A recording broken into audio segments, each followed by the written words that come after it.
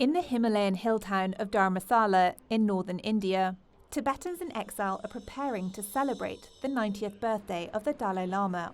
The 14th reincarnation of Tibet's spiritual leader is one of the world's most influential figures and a Nobel Peace Laureate.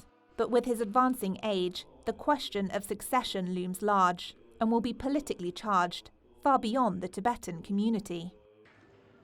So, how was the current Dalai Lama chosen? Tibetan Buddhists believe that enlightened monks are reborn to continue their spiritual legacy. The 14th Dalai Lama was recognized as a reincarnation when he was just 2 years old. A search party sent by the Tibetan government made the decision based on several signs, the Dalai Lama's website says, including a vision and the toddler identifying belongings of the previous Dalai Lama. In 1959, the Dalai Lama fled into exile in India with thousands of other Tibetans after a failed uprising against Chinese rule. They took control of Tibet in 1950. He has since advocated for a non-violent middle way to seek autonomy and religious freedom for Tibetan people.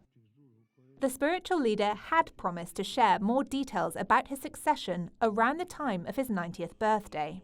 A few days ahead of his celebration, via video link at a religious conference, the Dalai Lama said that a non-profit he founded in 2015 has sole authority to recognize his future reincarnation.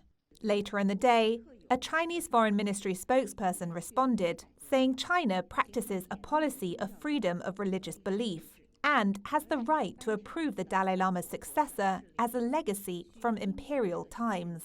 Earlier this year, the Dalai Lama said that his successor would be born in the, quote, free world, which he described as outside China. He has also said previously that his successor might be a girl, or that there might be no successor at all, although he has now confirmed that the institution of the Dalai Lama will continue. Crucially, though, he has urged his followers to reject anyone chosen by Beijing. But why is the world watching?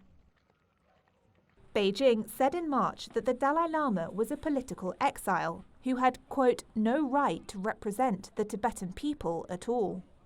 China has said it's open to discussing his future if he recognizes that Tibet and Taiwan are inalienable parts of China, a proposal the Tibetan government in exile has rejected.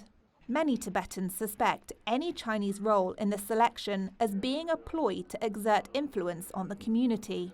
India is keeping a close eye too, as the Dalai Lama has said he could reincarnate in the country, which is estimated to be home to more than 100,000 Tibetan Buddhists. Many Indians revere him, and international relations experts say his presence in India gives New Delhi some leverage with rival China. Meanwhile, the United States has said it would not allow China to choose the next Dalai Lama, and has committed to advancing the human rights of Tibetans. The non-profit the Dalai Lama has put in place will make the choice for Tibetan Buddhists. Thupten Nudup, Tibet's chief state oracle, will be involved in finding the new incarnation.